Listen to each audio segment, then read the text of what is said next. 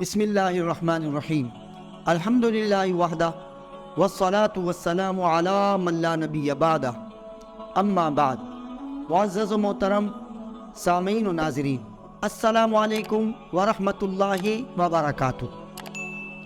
رسول اکرم صلی اللہ تعالی علیہ وسلم کا ارشاد ہے کہ تم سے پہلے قومیں اس لیے تباہ ہو گئی کہ قوم کے جو طاقتور افراد ہوتے تھے ان پر قانون کا عمل درآمد نہیں ہوتا تھا اور ناانصافی کا دور دورہ تھا، اور جو کمزور اگر کوئی جرم کرتا تو اسے سزا دے دی جاتی اور طاقتور سزا سے بچ جایا کرتا تھا۔ اسی طرح مولا علی رضی اللہ تعالی عنہ کا یہ قول ہے کہ کوئی بھی ریاست، کوئی بھی نظام کفر پر تو قائم رہ سکتا ہے لیکن ظلم اور ناانصافی پر قائم نہیں رہ سکتا۔ عزیز دوستو، ہم ریاست اسلامیہ پاکستان کے رہنے والے ہیں، اور پاکستان اللہ سبحانہ و تعالیٰ نے ہمیں یہاں دین اسلام کے شعائر پر عمل کرنے کے لیے عطا فرمایا۔ یہ رسول کریم صلی اللہ علیہ وسلم کا تصدق ہے یہ پاکستان، اور یہاں آپ دیکھ رہے ہیں کہ کم از کم نہ ہمیں صحت کی سہولتیں یہاں حاصل ہیں اور نہ تعلیم کی سہولتیں ہمیں حاصل ہیں، حتیٰ کہ غریب کو انصاف بھی نہیں ملتا، اور ہم کہتے ہیں سستا انصاف۔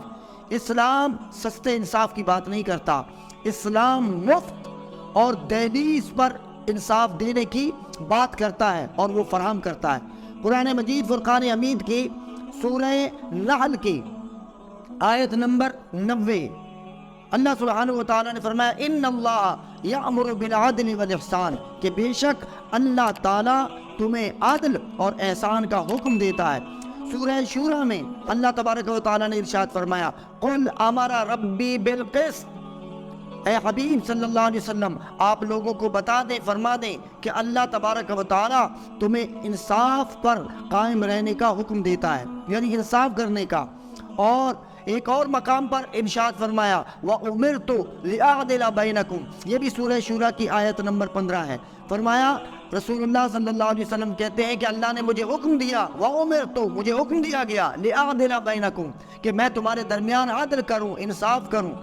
سورہ نساء آیت نمبر 58 میں اللہ تبارک و تعالیٰ نے فرمایا وَإِذَا حَكَمْتُمْ بَيْنَ النَّاسِ أَن تَحْكُمُوا بِالْعَدْلِ، کہ جب تم لوگوں کے درمیان فیصلہ کرو تو انصاف کے ساتھ فیصلہ کرو، عدل کرو، انصاف کرو۔ تو آپ غور فرمائے کہ جا بجا اللہ نے انصاف کا حکم دیا ہے۔ رسول اللہ صلی اللہ تعالیٰ علیہ وسلم نے جب ریاست مدینہ قائم کی تو وہاں پر معاشی سیاسی استحکام پیدا کرنے کے ساتھ ساتھ سب سے پہلے لوگوں کو انصاف فراہم کیا، حتیٰ کہ رسول کریم صلی اللہ تعالیٰ علیہ وسلم نے فرمایا کہ فاطمہ بنت محمد صلی اللہ تعالیٰ علیہ وسلم اگر خدا نخواستہ چوری کرتی ہے تو اس کا بھی ہاتھ کاٹ دیا جائے گا۔ اور یہ ان تحکموا بالعدل، یا حکم، اور حکم سے ہی حکومت نکلا ہے، تو گویا حکومت کو کہا گیا کہ حکومت کہتے ہی اس ادارے کو ہیں جو عدل کرے، لوگوں کو انصاف فراہم کرے۔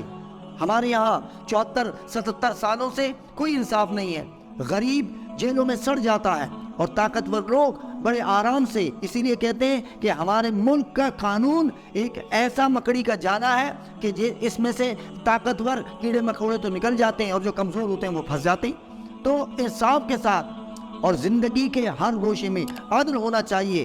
ابھی آپ دیکھیں یہاں کیسے کیسے قوانین ہیں، یہاں بڑے بڑے چور لٹیرے اس پورے ملک کو کھا کر چلے گئے اور یہاں کوئی عدل کا انصاف نہیں ہے، چونکہ عدم ثبوت کی بنا پر، گواہوں کے عدم موجودگی کی بنا پر انہیں رعایت دے دی گئی اور وہ ان ملکوں سے باہر چلے گئے۔ یہ کیا ہو رہا ہے؟ اور افسوس اس وقت گزشتہ یہ دن شاہ زیب قتل کا ایک طاقتور وڈیرا شاہ رخ جتوئی کو صرف اس وجہ سے کہ وہ پرسو نہیں کر سکے کیس کو، اس کی فیملی، شاہ زیب کی فیملی، جبکہ وہ خود ایک پولیس آفیسر کا بیٹا تھا، ڈی ایس پی کا۔ جب ایسے لوگوں کو انصاف نہیں ملے گا تو میں اور آپ عام عوام جو کمزور لوگ ہیں وہ کیسے طاقتوروں سے ٹکرائیں گے؟ ہماری عدالتیں، ہماری ریاست، ہماری حکومت کو چاہیے کہ مظلوموں کی داد رسی کریں، ورنہ یہ ملک ویسے ہی انتشار کا شکار ہے۔ اگر یہاں پر اسی طرح ظلم و بربریت ہوتی رہی تو خدا نہ خواستہ میرے منہ میں خاک، پھر ریاست کا قائم رہنا مشکل ہو جائے گا۔ ہماری عدالتوں کو چاہیے، ہماری حکومت کو چاہیے کہ لوگوں کو عدل و انصاف، سستا نہیں مفت عدل و انصاف ان کی دہلیز پر فراہم کریں۔ اور دوسرا، اب آپ دیکھیں یہ کتنا بڑا ظلم ہے، کتنی بڑی زیادتی ہے۔ ناظم جو کیوں ایک شہری تھا، اس لیے کہ مڈل کلاس تھا، بادیات کا رہنے والا تھا، اور اس کو قتل کر دیا گیا۔ ایک ایم پی ہے، سندھ اسمبلی کا ایم پی ہے جام اویس، اس نے اس کو قتل کروا دیا۔ اور اس کے قتل میں ایک اور نامزد ملزم تھا جام عبد الکریم ایم این اے، اس کو باہر سے، پہلے وہ ملک سے فرار ہو گیا، پھر وہ یہاں اندر آ گیا اور اس سے ووٹ دلوائے گئے حکومت کو قائم کرنے کے لیے۔ یہ کیا ہو رہا ہے؟ انسان بہت زیادہ چلے ادھر تو جو بھی کرے انسان چل جائے گا، لیکن اللہ کی بارگاہ میں پیش ہونا ہے۔ ایک عدالت قیامت کے دن لگنی ہے، بس آنکھ بند ہونے کی دیر ہے۔ اللہ تبارک و تعالیٰ نے فرمایا وَأَقِيمُوا الْوَزْنَ بِالْقِسْطِ وَلَا تُخْسِرُوا الْمِيزَانَ، پھر وہاں میزان میں ایک ایک عمل تول کے دیا جائے گا۔ اسی لیے اللہ سے ڈریں۔ اور میں صرف یہ حکمرانوں کو ہی پیغام نہیں، ہمیں اپنے اندر بھی دیکھنا چاہیے۔ ہم اگر کسی خاندان، کسی فیملی، کسی ادارے میں ہوتے ہیں تو ہمیں بھی عدل و انصاف کرنا چاہیے۔ قرآن مجید میں کہا یا ایھا الذین آمنوا کونوا قوامین بالقسط شہداء للہ ولو علی انفسکم او الوالدین والاقربین، لوگوں عدل پر قائم رہو، اور گواہی دو تو سچی گواہی دو، چاہے وہ گواہی تمہارے ہی خلاف کیوں نہ ہو، تمہارے والدین کے خلاف کیوں نہ ہو، تمہارے قرابت داروں کے خلاف کیوں نہ ہو۔